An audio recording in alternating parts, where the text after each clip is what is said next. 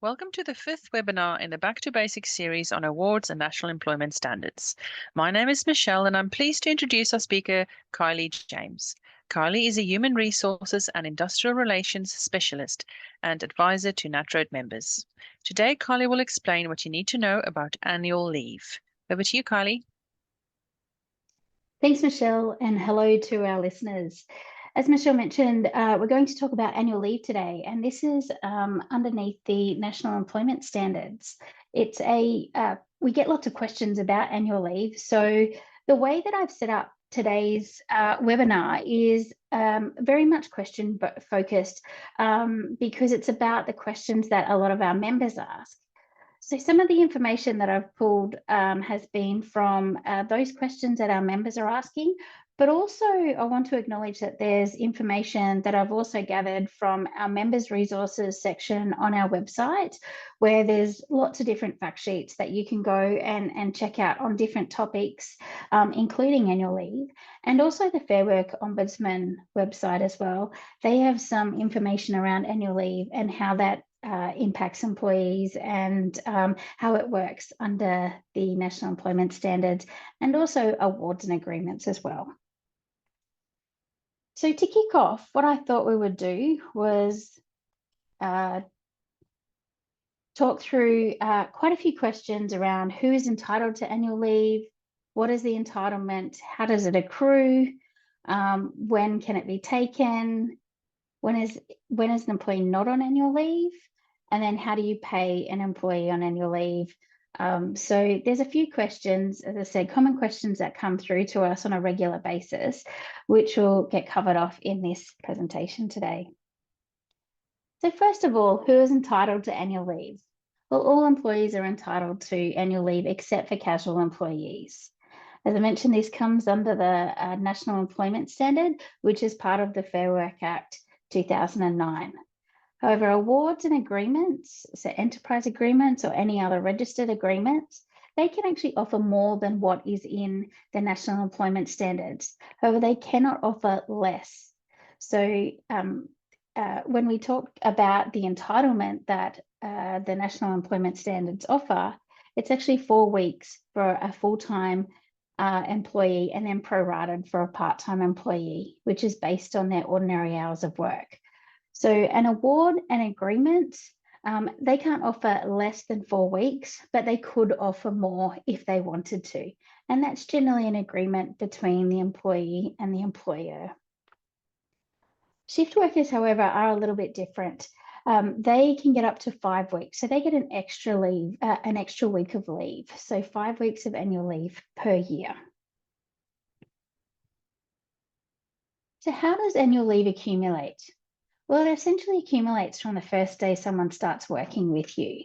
And that includes if you have them on probation, whether that be a three-month probation or a 6-month probation. From day one, annual leave starts to accumulate. And it accumulates continuously throughout their employment. It's based on the number of ordinary hours that they work. And annual leave rolls over. So if annual leave isn't used, it just continuously rolls over.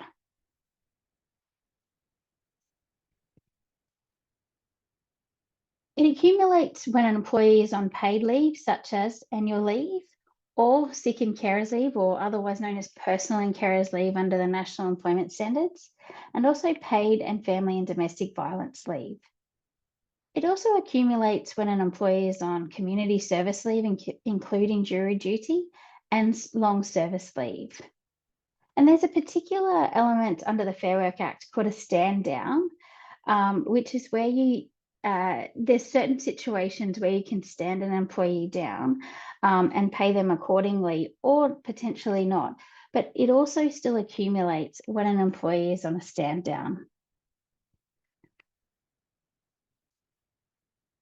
Annual leave does not accumulate when an employee is on unpaid annual leave, unpaid personal leave or sick leave or carers leave, or unpaid parental leave.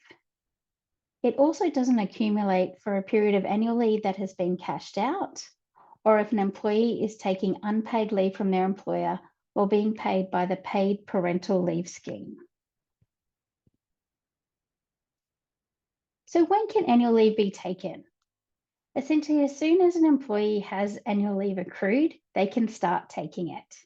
There's no maximum or minimum period of annual leave that they can take. They can take 1 day, they can take up to the entire 4 weeks once it's accumulated. There's no rules around that. It's generally up to the employer and the employee to agree on when leave is taken and for how long. So an employee may ask an employer, can they take 2 weeks off at a certain time of year? And then it's up to the employer to respond to that. Now, essentially, the employer cannot or must not unreasonably refuse an employee's request to take annual leave. What they can do is negotiate. So if it isn't a great time from an operational perspective, then they could negotiate with that employee to maybe take it at a different time. But again, that's that conversation that needs to be had between the employer and the employee. So when is an employee not considered to be on annual leave? An employee is not considered to be on annual leave in certain situations. Their annual leave balance is not impacted during these situations while they're not at work. So this is when they're on a day or a part day that's a public holiday, for the time that they're on any other period of leave other than unpaid parental leave, a period of absence during community service leave. So how do we pay an employee when they're on annual leave? So under the National Employment Standards, annual leave is paid at an employee's base rate of pay for all ordinary hours worked. So the maximum ordinary hours of work is 38 hours in a week, generally speaking. And the base rate of pay does not include overtime rates, penalties, allowances, or bonuses. However, an award or an agreement that's either a registered agreement or an enterprise agreement can set out a different way of paying for annual leave. So for example, they might say that annual leave can be paid out using a higher rate of pay rather than the base rate of pay that's included in the National Employment Standards, or that annual leave loading is paid for annual leave. And for those who are listening who are under generally the 2 road transport awards, there is annual leave loading in both of those awards. So what happens if there's sick leave during annual leave? So if an employee is sick or injured while they're on annual leave, the employee can use their paid sick leave rather than their annual leave. So that means that their annual leave is recredited back to them and they'll use their sick leave instead. So if an employee wants to use their sick leave, they need to give their employer that notice. And if the employer wants to, they can ask for evidence around that. And so that's when the change in crediting and recrediting occurs between the sick leave and the annual leave. If the employee does not have enough sick leave, they can continue to use their annual leave. What about workers' compensation? What happens with annual leave, and how does it accrue when an employee is on workers' compensation? Now, this is a little bit different for different states and territories, because essentially the legislation that governs workers' compensation is different for every state and territory. So in New South Wales, Queensland, Tasmania, South Australia, Victoria, and Western Australia, annual leave can accumulate during workers' compensation. The rules on annual leave accumulation can be different for employees if they're totally incapacitated on workers' compensation for 52 weeks or more. So this is where we really need to go into that specific legislation and have a look at what it is for those particular states and territories, and then how it would accumulate after the 52 weeks or more. In ACT, from the 9th of June 2023, annual leave can accumulate during workers' compensation. However, before that time, annual leave didn't accumulate during workers' compensation. So there has been a shift in legislation over this time. So potentially if you are in the ACT and you previously paid workers' compensation and annual leave didn't accrue, there's a change there. So from the 9th of June, it does accrue. In Northern Territory and Norfolk Island, annual leave doesn't accumulate during workers' compensation. But can annual leave actually be taken during workers' compensation? Well, generally, most of the time, yes. So in New South Wales, Queensland, Tasmania, South Australia, Victoria and WA, annual leave can be taken during workers' compensation. So in most of these states, employees will get paid for the annual leave and the workers' compensation. However, in some of the states, it is a little bit different. So for example, in Tasmania, employees won't get paid for workers' compensation at the same time that they are paid on annual leave. And workers' compensation, someone who's on workers' compensation for 52 weeks or more, there are rules around taking annual leave.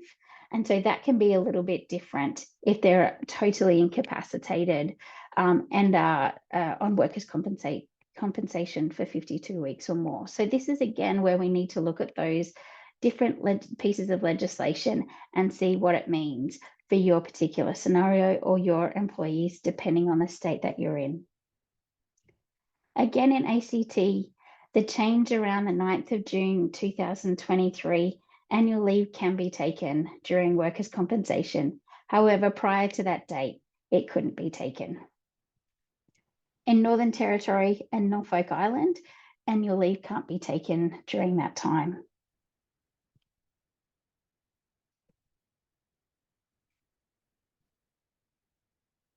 So does annual leave actually get paid out at the end of employment? Yes, it does.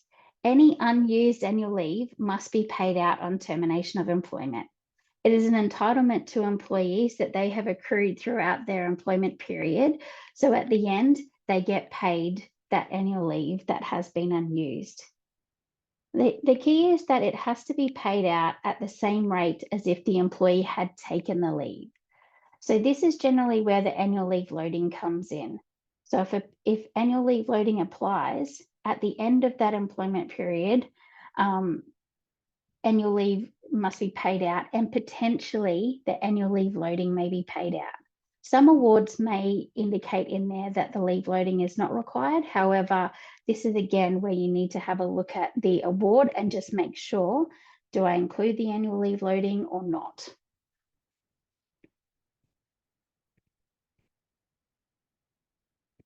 Awards and registered agreements set out rules around taking annual leave in advance, directing an employee to take annual leave, and also the granting of annual leave.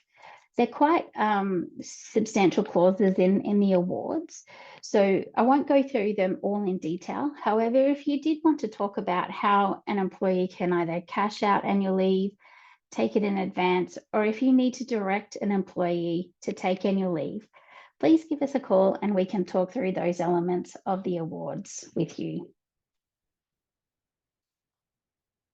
So what I've done here is actually included some clauses from the different awards that we generally speak about in our organisation here.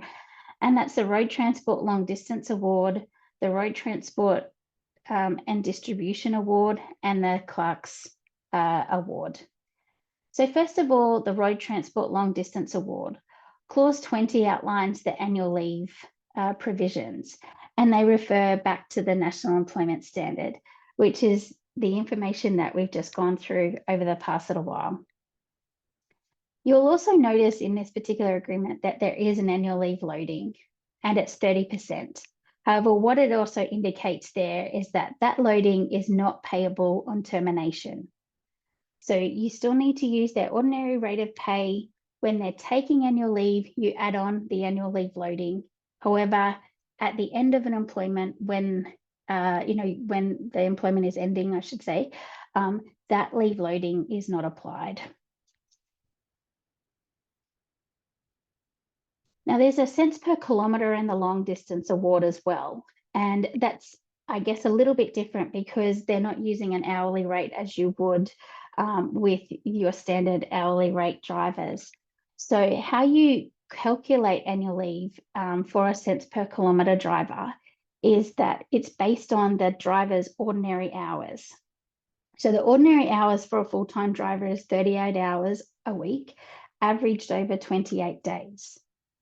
So ordinary hours for a part-time driver is the average of less than 38 hours per week over 28 days, and that's agreed between the driver and the employer. So they're also paid for the ordinary hours the driver would have worked during the period. So when they're taking the leave, what would be the ordinary hours the driver would usually have worked during that period? Then they get paid the minimum pay rate for their classification and the 30% annual leave loading. Moving on to the Road Transport and Distribution Award. Clause 24 in this award talks about annual leave and again refers back to the National Employment Standard, noting that it does not apply to casual employees. The annual leave loading is slightly different in this particular award. There's two rates. First of all, the day work. So an employee who's working day work only, their annual leave loading is 17.5%. or the relevant weekend penalty rates, whichever is the greater, but they don't have both. If there is a shift worker, their annual leave loading is 17.5%, or the shift loading, including relevant weekly penalty rates, whichever is the greater, but not both. So this is quite different to the long distance award. So if you're using both of these awards during the with your employees, just make sure that you're looking at the right agreement because the annual leave loading is different for both of these awards. The Clerk's Private Sector Award, Clause 32 outlines the annual leave provisions, and it notes that an employer is receiving over-awarded payments resulting in an employee's base rate of pay being higher than the rate specified under the award. The employer is entitled to receive the higher rate while on a period of paid annual leave. But generally speaking, the annual leave is provided for as per the National Employment Standards. This award also has annual leave loading, and the annual leave loading is 17.5%, and that's with both the day worker and shift worker. So for a day worker, they actually receive an additional payment of 17.5% of the minimum hourly rate for the employee's ordinary hours of work in the period, or the minimum hourly rate for the employee's ordinary hours of work in the period inclusive of weekend penalty rates. For shift workers, they receive 17.5% of the minimum hourly rate for the employee's ordinary hours of work in that period, or the minimum hourly rate of the employee's ordinary hours of work in the period inclusive of shift and weekend penalty rates for shift work. So in summary, the National Employment Standard provides for 4 weeks of annual leave for all employees except for casual employees. Annual leave accumulates from the start of a person's employment. It can be taken at any time. Generally, this is with agreement between the employer and the employee. Annual leave is paid out on termination. And just a reminder, there are some rules around different aspects of annual leave, such as cashing out, taking it in advance, or if you need to direct someone to go on annual leave. That's the end of today's webinar. I'm going to hand back to Michelle, and I thank you for listening today. Thank you, Kylie. Remember, if you are a NatRoad member, you can call for advice and support regarding award rates and national employment standards. Even if you are across the information and just want to double check what you're doing is correct, you're welcome to call. Our number is 1-800-272-144, or you can email membership@natroad.com.au. Thank you to Ample for sponsoring this webinar.